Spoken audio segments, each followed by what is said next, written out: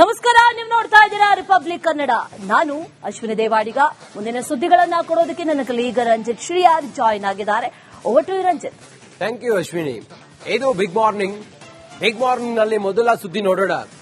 ಮೊನ್ನೆ ಶನಿವಾರ ಸಿದ್ದರಾಮಯ್ಯ ಡಿಕೆ ಶಿವಕುಮಾರ್ ಅವರನ್ನ ತಮ್ಮ ನಿವಾಸಕ್ಕೆ ಕರೆದು ಬ್ರೇಕ್ಫಾಸ್ಟ್ ಮೀಟಿಂಗ್ ಅನ್ನ ಮಾಡಿ ನಾವು ಜೊತೆಯಾಗಿದ್ದೀವಿ, ನಾವು ಒಗ್ಗಟ್ಟಿನಿಂದ ಇದ್ದೀವಿ ಅನ್ನುವ ಶಕ್ತಿ ಪ್ರದರ್ಶನವನ್ನ ಮಾಡಿದ್ರು.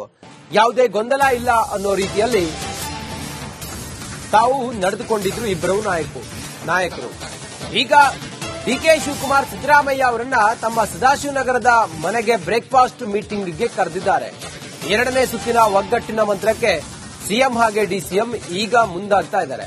ಪವರ್ ಶೇರಿಂಗ್ ಫೈಟ್ ನಡುವೆ ನಾಳೆ ಡಿಸಿಎಂ ಹಾಗೆ ಸಿಎಂ ಇಬ್ರು ಕೂಡ ಬ್ರೇಕ್ಫಾಸ್ಟ್ ಮೀಟಿಂಗ್. ಸೋನಿಯಾ ಗಾಂಧಿ ನಾಯಕತ್ವದ ವಿಚಾರವಾಗಿ ತೀರ್ಮಾನವನ್ನ ತೆಗೆದುಕೊಳ್ತಾರೆ ಅಂತೇಳಿ ಹೇಳಿದ್ದಾರೆ. ಇದರ ಮುಂದುವರಿದು ಡಿಕೆ ಶಿವಕುಮಾರ್ ಸಿದ್ದರಾಮಯ್ಯ ಇಬ್ಬರು ಕೂಡ ಬ್ರೇಕ್ಫಾಸ್ಟ್ ಮೀಟಿಂಗ್ ಮೂಲಕ ಎರಡನೇ ಹಂತದಲ್ಲಿ ತಾವಿಬ್ಬರೂ ಕೂಡ ಒಗ್ಗಟ್ಟಿನಿಂದ ಇದ್ದೀವಿ ಅನ್ನುವಂತ ಸಂದೇಶವನ್ನ ಸಾರ್ತಾ ಇದ್ದಾರೆ. ಸದಾಶಿವನಗರದ ಡಿಸಿಎಂ ಡಿಕೆ ಶಿವಕುಮಾರ್ ಅವರ ಮನೆಯಲ್ಲಿ ನಾಳೆ ಬ್ರೇಕ್ಫಾಸ್ಟ್ ಮೀಟಿಂಗ್.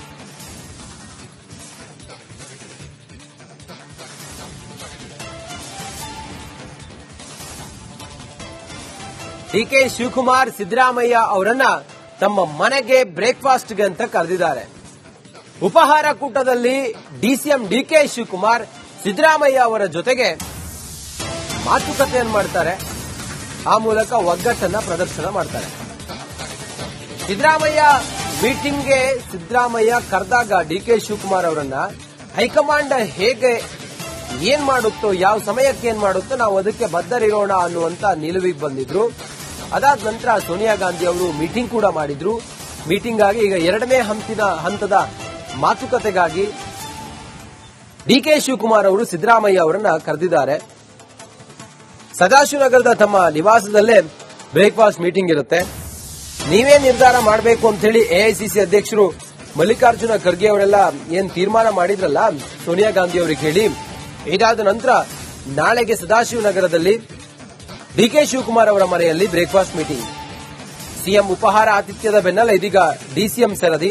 ನಾಳೆ ಮುಂಜಾನೆ ಡಿಕೆಶಿ ಮನೆಗೆ ಸಿಎಂ ಬರ್ತಾರೆ. ನಿನ್ನೆಷ್ಟೇ ಪವರ್ ಶೇರಿಂಗ್ ಫೈಲ್ ಅನ್ನ ಸೋನಿಯಾ ಗಾಂಧಿ ತರಿಸಿಕೊಂಡಿದ್ರು. ಸೋನಿಯಾ ರಂಗಪ್ರವೇಶದ ಬೆನ್ನಲ್ಲೇ ಸಿಎಂ ಹಾಗೆ ಡಿಸಿಎಂ ಮುಖಾಮುಖಿ ಆಗ್ತಾ ಇದ್ದಾರೆ. ಕುರ್ಚಿಗೆ ಡಿಕೆಶಿ ಪಟ್ಟು ಹಿಡಿದಿದ್ದಾರೆ. ಇದರ ಬೆನ್ನಲ್ಲೇ ಕೌತುಕವೂ ಕೂಡ ಹೆಚ್ಚಿದೆ. ನಾಳೆಗೆ ಬ್ರೇಕ್ಫಾಸ್ಟ್ ಮೀಟಿಂಗ್ ನಲ್ಲಿ ಯಾವ ತೀರ್ಮಾನ ಮಾಡ್ತಾರೆ ಇಬ್ರು? ಮೊನ್ನೆ ಹಾಗೆ ಒಗ್ಗಟ್ಟಿನ ಪ್ರದರ್ಶನ ಮಾಡ್ತಾರಾ? ಏನೂ ಆಗಿಲ್ಲ, ನಾವೆಲ್ಲರೂ ಕೂಡ ಜೊತೆಯಾಗಿದ್ದೀವಿ, ಒಟ್ಟಿಗೆ ಹೋಗ್ತೀವಿ ಅನ್ನುವಂತ ಸಂದೇಶವನ್ನ ಸಾರ್ತಾರಾ? ಭಾರಿ ಕುತೂಹಲ ಇದೆ.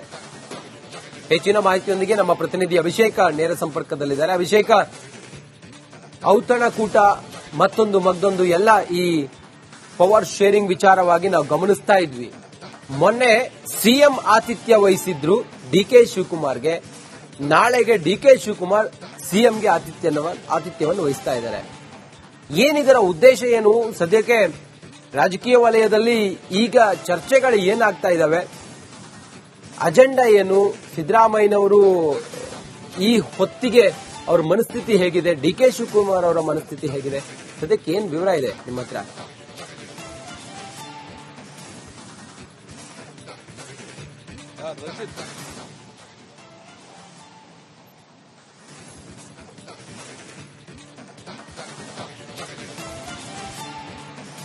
ರಂಜಿತ್, ಮೊದಲನೇದಾಗಿ ಒಂದು ವೇಳೆ ಡಿಕೆ ಶಿವಕುಮಾರ್ ಹಾಗೂ ಸಿದ್ದರಾಮಯ್ಯನವರಿಗೆ ವೈಯಕ್ತಿಕವಾಗಿಯೇ ಒಬ್ಬರನ್ನೊಬ್ರು ಆಹ್ವಾನ ಮಾಡೋದಿತ್ತು ಅಂದ್ರೆ ಈ ಹಿಂದೆ ಕಳೆದ ಕೆಲ ತಿಂಗಳುಗಳಿಂದ ರಾಜ್ಯದಲ್ಲಿ ಅಧಿಕಾರ ಬದಲಾವಣೆ ವಿಚಾರ ಮುನ್ನೆಲೆಗೆ ಬಂದಿರುವಂತದ್ದು. ಸಿದ್ದರಾಮಯ್ಯನವರನ್ನ ಕೆಳಗಡೆ ಇಳಿಸ್ತಾರೆ, ಡಿಕೆ ಶಿವಕುಮಾರ್ನವರನ್ನ ಸಿಎಂ ಮಾಡ್ತಾರೆ.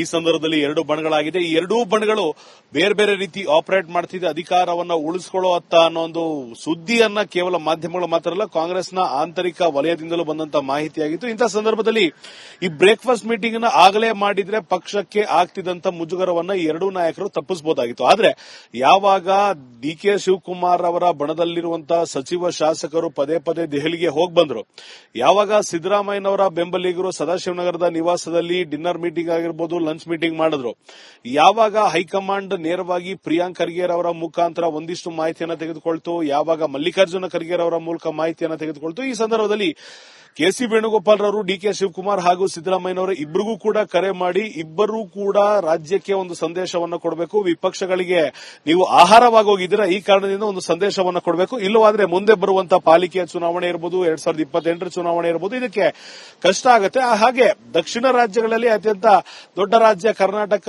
ಇಲ್ಲಿ ಪವರ್ ಅಲ್ಲಿ ಇರುವಂತದ್ದು ಕಾಂಗ್ರೆಸ್. ಯಾವುದೇ ಕಾರಣಕ್ಕೂ ಕೂಡ ಈಗ ಈ ಪವರ್ ಅನ್ನ ಕಳೆದುಕೊಳ್ಳೋದು ಬೇಡ. ಒಂದು ಎಕ್ಸಾಂಪಲ್ ಅನ್ನು ಕೊಟ್ಟಿದ್ದಾರೆ. ಯಡಿಯೂರಪ್ಪನವ್ರನ್ನ ಇಳಿಸಿ ಬೊಮ್ಮಾಯಿ ಅವರನ್ನ ಸಿಎಂ ಮಾಡಿದಂತ ಸಂದರ್ಭದಲ್ಲಿ ಬಿಜೆಪಿ ಅಧಿಕಾರ ಕಳ್ಕೊಳ್ತು. ನಾವು ಕೂಡ ಆ ರೀತಿ ಮಾಡೋದು ಬೇಡ. ಈ ಕಾರಣದಿಂದ ನೀವಿಬ್ಬರು ಒಬ್ಬರ ಮನೆಗೆ ಒಬ್ರು ಹೋಗಬೇಕು, ಜೊತೆಯಲ್ಲಿ ಕುಳಿತು ಊಟ ತಿಂಡಿ ತಿನ್ನಬೇಕು. ಅದಾದ ನಂತರ ಒಂದು ಸಂದೇಶವನ್ನು ಕೊಡಬೇಕು ಅಂತ ಹೇಳಿದಂತ ಬೆನ್ನಲ್ಲೇ ಸಿದ್ದರಾಮಯ್ಯನವರ ಮನೆಗೆ ಡಿ.ಕೆ. ಶಿವಕುಮಾರ್ ಅವರಿಗೆ ಆಹ್ವಾನ ಆಯಿತು. ಈ ಸಂದರ್ಭದಲ್ಲಿ ಹೋದ್ರು, ಮಾತನಾಡಿದ್ರು, ನಾವಿಬ್ರು ಜೊತೆಯಲ್ಲೇ ಸಾಕ್ತೇವೆ ಅನ್ನೋ ಸಂದೇಶವನ್ನು ಸಾರಿದ್ರು. ಅದೇ ಸಂದರ್ಭದಲ್ಲಿ ಡಿ.ಕೆ. ಶಿವಕುಮಾರ್ ಅವರು ಕೂಡ ಹೇಳಿದ್ರು, ಇಲ್ಲ ನಮ್ಮ ಮನೆಗೂ ಕೂಡ ಸಿಎಂ ಸಿದ್ದರಾಮಯ್ಯನವರು ಬರೋರಿದ್ದಾರೆ, ಮೊದಲು ನಾನೇ ಆಹ್ವಾನ ಮಾಡಿದೆ, ಆದ್ರೆ ಇವ್ರ ಮನೇಲಿ ಈಗಾಗಲೇ ತಿಂಡಿ ರೆಡಿ ಮಾಡಿದ್ರು ಅಂತ ಬಂದಿದ್ದೇನೆ ಅಂತ ಪರೋಕ್ಷವಾಗಿ ಹೇಳಿದ್ದು, ನಮ್ಮ ಮನೆಗೂ ಕೂಡ ಸಿದ್ದರಾಮಯ್ಯನವರು ಬರ್ತಾರೆ ಅಂತ. ಅಲ್ಲಿಗೆ ಒಂದು ಪಾಯಿಂಟ್ ಕ್ಲಾರಿಟಿ ಇಬ್ರು ನಾಯಕರು ಕೊಡ್ತಾ ಇರುವಂತದ್ದು, ಹೈಕಮಾಂಡ್ ಸಂದೇಶವನ್ನ ಇಬ್ರು ಪಾಲಿಸಿದ್ದೇವೆ. ನಮ್ಮ ಮನೆಗೆ ಅವರು, ಅವರ ಮನೆಗೆ ನಾನು ಹೋಗಿದ್ದೇನೆ, ಇಬ್ರು ಕೂಡ ತಿಂಡಿಯನ್ನು ತಿಂದಿದ್ದೇವೆ, ಇಬ್ರು ಕೂಡ ರಾಜಕೀಯವನ್ನು ಚರ್ಚೆ ಮಾಡಿದ್ದೇವೆ, ಇಬ್ರು ಕೂಡ ಮುಂಬರುವಂತಹ ಚುನಾವಣೆಗೆ ಪಕ್ಷವನ್ನ ಸಂಘಟನೆ ಮಾಡುವಂತ ನಿಟ್ಟಿನಲ್ಲಿ ಏನೆಲ್ಲ ಕೆಲಸಗಳನ್ನ ಮಾಡಬೇಕಾಗತ್ತೆ, ಇದನ್ನು ಕೂಡ ನಾವು ಮುಂದುವರಿಸ್ತೇವೆ. ಇದೆರಡರ ಜೊತೆಯಲ್ಲಿ ಇಬ್ಬರು ಕೂಡ ಹೈಕಮಾಂಡ್ ನಿರ್ಧಾರಕ್ಕೆ ಬದ್ಧವಾಗಿದ್ದೇವೆ. ಹೈಕಮಾಂಡ್ ಯಾವಾಗ ಒಬ್ಬರನ್ನ ಇಳಿಸಿ ಇನ್ನೊಬ್ಬರನ್ನ ಕೂರಿಸುತ್ತೆ, ಅದಕ್ಕೆ ನಾವು ಬದ್ಧವಾಗಿದ್ದೇವೆ. ನಮ್ಮ ಯಾವುದೇ ಬಣಗಳು ದೆಹಲಿಗೆ ಬರೋದಿಲ್ಲ, ನಮ್ಮ ಯಾವುದೇ ನಾಯಕರು ನಿಮಗೆ ಬುಲಾವ್ ನೀಡೋದಿಲ್ಲ, ನಮ್ಮ ಯಾವುದೇ ನಾಯಕರು ನಿಮ್ಮ ಮೇಲೆ ಒತ್ತಡವನ್ನ ಹೇರೋದಿಲ್ಲ. ಈ ಎರಡನ್ನೂ ಕೂಡ ಈ ಎರಡೂ ವ್ಯಕ್ತಿಗಳು, ಇಬ್ಬರು ವ್ಯಕ್ತಿಗಳು ತೋರಿಸುವಂತ ಪ್ರಯತ್ನದಲ್ಲಿ ಈಗ ಮುಳುಗಿರುವಂತದ್ದು ಒಂದ್ ಕಡೆ ಆಯ್ತು ಅಂದ್ರೆ, ಖಂಡಿತವಾಗಿಯೂ ಪ್ಯಾರಲಲ್ಲಿ ಇಬ್ಬರೂ ನಾಯಕರು ಅಂದ್ರೆ ಸಿದ್ದರಾಮಯ್ಯ, ಡಿ.ಕೆ. ಶಿವಕುಮಾರ್ ಇಬ್ಬರೂ ಕೂಡ ತಮ್ಮ ಬೆಂಬಲಿಗರ ಮೂಲಕ, ತಮ್ಮ ಒಡನಾಡಿಗಳ ಮೂಲಕ, ತಮ್ಮ ರಾಜಕೀಯ ಸ್ನೇಹಿತರ ಮೂಲಕ ಯಾವುದೇ ಕಾರಣಕ್ಕೂ ಅಧಿಕಾರ ಬದಲಾವಣೆ ಆಗದೇ ಇರೋ ರೀತಿ ಸಿದ್ದರಾಮಯ್ಯನವರು ಒಂದು ರಣತಂತ್ರವನ್ನ ಹೆಣಿತಾ ಇದ್ರೆ, ಆದಷ್ಟು ಬೇಗ ಸಿಎಂ ಕುರ್ಚಿಯನ್ನು ಏರಬೇಕು ಅಂತ ಡಿ.ಕೆ. ಶಿವಕುಮಾರ್ ಅವರು ಕೂಡ ಒಂದು ತಂತ್ರವನ್ನ ಈಗಾಗಲೇ ರೂಪಿಸಿರುವಂತದ್ದು. ಆದ್ರೆ ಖಂಡಿತವಾಗಿಯೂ ಹೈಕಮಾಂಡ್ಗೆ ಇಬ್ಬರೂ ನಾಯಕರ ಪ್ರೋಸ್ ಅಂಡ್ ಕಾನ್ಸ್ ಅಂದ್ರೆ ಲೂಪ್ ಹೋಲ್ಗಳು ಗೊತ್ತಿದೆ, ಪವರ್ಗಳು ಗೊತ್ತಿರೋದ್ರಿಂದ ಈಗ ಪವರ್ ಟ್ರಬಲ್ ಶೂಟರ್ ಅಂತ ಕರೆಯಲ್ಪಡುವಂತ ಡಿ.ಕೆ. ಶಿವಕುಮಾರ್ ಅವರನ್ನ ಕೂಡ ನಿರ್ಲಕ್ಷ್ಯ ಮಾಡುವಂತಿಲ್ಲ. ಅಹಿಂದ ನಾಯಕರಾಗಿರುವಂತಹ ಒಂದು ಮಾಸ್ ಲೀಡರ್ ಆಗಿರುವಂತಹ ಸಿದ್ದರಾಮಯ್ಯನವರನ್ನ ಕೂಡ ಇವರು ಸೈಡ್ ಲೈನ್ ಮಾಡುವಂತಿಲ್ಲ. ಈ ಸಂದರ್ಭದಲ್ಲಿ ಎರಡು ಮದಗಜಗಳ ನಡುವೆ ಯಾವ ರೀತಿ ಹೈಕಮಾಂಡ್ ಈಗ ಸಿಕ್ಕಿ ಹಾಕಿಕೊಂಡಿದೆಯೋ, ಹೈಕಮಾಂಡೇ ಇದರಿಂದ ಹೊರಬರೋದಕ್ಕೆ ದಾರಿಯನ್ನ ಕಂಡು ಹಿಡಿಯೋದ್ರಲ್ಲಿ ಈ ಸದ್ಯದ ಮಟ್ಟಿಗೆ ಪ್ರೋಗ್ರೆಸ್ ನಲ್ಲಿದೆ. ಈ ಕಾರಣದಿಂದ ಇಬ್ಬರೂ ನಾಯಕರ ಬಳಿ ಸ್ವಲ್ಪ ಸಮಯವನ್ನು ತೆಗೆದುಕೊಂಡು ಈ ಬ್ರೇಕ್ಫಾಸ್ಟ್ ಮೀಟಿಂಗ್ ಗಳನ್ನ ಮುಂದುವರೆಸ್ತಾ ಇದೆ. ಇದು ಕೆಲ ದಿನಗಳ ನಂತರ ಬದಲಾವಣೆ ಆಗುತ್ತೆ. ಎಐಸಿಸಿಯ ಹೈಕಮಾಂಡ್ ಅಂದ್ರೆ ಸೋನಿಯಾ ಗಾಂಧಿ, ರಾಹುಲ್ ಗಾಂಧಿ, ಮಲ್ಲಿಕಾರ್ಜುನ್ ಖರ್ಗೆ, ಕೆ.ಸಿ. ವೇಣುಗೋಪಾಲ್, ರಣದೀಪ್ ಸಿಂಗ್ ಸುರ್ಜೇವಾಲಾ ಅವರಿಂದ ಒಂದು ಬುಲಾವ್ ದೆಹಲಿಗೆ ಬರುತ್ತೆ. ಸಿಎಂ ಹಾಗೂ ಡಿಸಿಎಂ ಇಬ್ರು ಹೋಗ್ತಾರೆ. ಅಲ್ಲಿ ದಿನಾಂಕ ನಿರ್ಣಯ ಆಗುತ್ತೆ. ದಿನಾಂಕದ ನಂತರ ಯಾವ ವ್ಯಕ್ತಿಯನ್ನ ಇಳಿಸಬೇಕು, ಯಾರನ್ನ ಕೂರಿಸಬೇಕು ಅನ್ನೋದು ವಿಚಾರ ಕೂಡ ಇಬ್ಬರು ನಾಯಕರಿಗೆ ಸಂದೇಶವನ್ನು ನೀಡಲಾಗುತ್ತೆ. ಇಬ್ಬರೂ ನಾಯಕರು ಅದನ್ನು ಅನೌನ್ಸ್ ಮಾಡ್ತಾರೆ ಅನ್ನೋದು ಮಾಹಿತಿ ಈಗ ಲಭಿಸಿರುವಂತದ್ದು.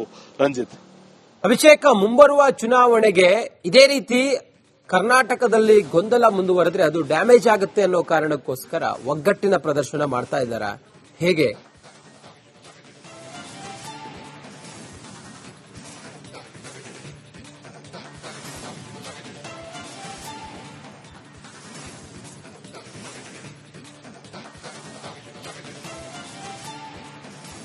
ರಂಜಿತ್, ಖಂಡಿತವಾಗಿಯೂ ಈ ಸದ್ಯದ ಮಟ್ಟಿಗೆ ಒಗ್ಗಟ್ಟಿನ ಪ್ರದರ್ಶನ ಮಾಡಲೇಬೇಕಾದ ಅನಿವಾರ್ಯತೆ ಈಗ ಕಾಂಗ್ರೆಸ್ನಲ್ಲಿ ಇರುವಂತದ್ದು. ಕಾರಣ ಏನು ಅಂದ್ರೆ, ಸಿಎಂ ಸಿದ್ದರಾಮಯ್ಯನವರು ಹಾಗೂ ಡಿಸಿಎಂ ಡಿ.ಕೆ. ಶಿವಕುಮಾರ್ ಅವರ ನಡುವೆ ಅಧಿಕಾರದ ವಿಚಾರವಾಗಿ ಪೈಪೋಟಿ ಇದೆ.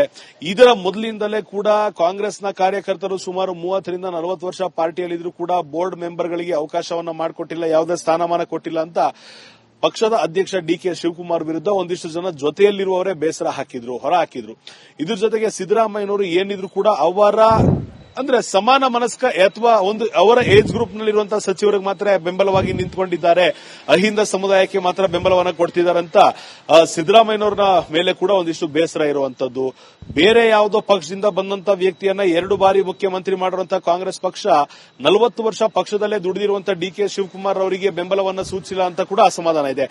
ಇಷ್ಟು ಅಸಮಾಧಾನಗಳ ನಡುವೆ ಸರ್ಕಾರವನ್ನ ನಿಭಾಯಿಸೋದು ಕಷ್ಟ ಇದೆ, ಸರ್ಕಾರವನ್ನ ಮುಂದಕ್ಕೆ ಸಾಗಿಸುವಂತದ್ದು ಕಷ್ಟ ಇದೆ ಅಂತ ಈಗಾಗಲೇ ಬಿಜೆಪಿ ಕಳೆದ ಅನೇಕ ತಿಂಗಳುಗಳಿಂದ ಹೇಳ್ಕೊಂಡ್ ಬಂದಿರುವಂತದ್ದು. ಇವಿಷ್ಟರ ಜೊತೆಗೆ ಬೆಂಗಳೂರು ಮಹಾನಗರ ಪಾಲಿಕೆ ಅಂದ್ರೆ ಬಿಬಿಎಂಪಿಯನ್ನ ಈಗ ಗ್ರೇಟರ್ ಬೆಂಗಳೂರು ಅಥಾರಿಟಿಯನ್ನಾಗಿ ಡಿ.ಕೆ. ಶಿವಕುಮಾರ್ ನಿಮ್ಮೆಲ್ಲ ಮಾಹಿತಿಗಾಗಿ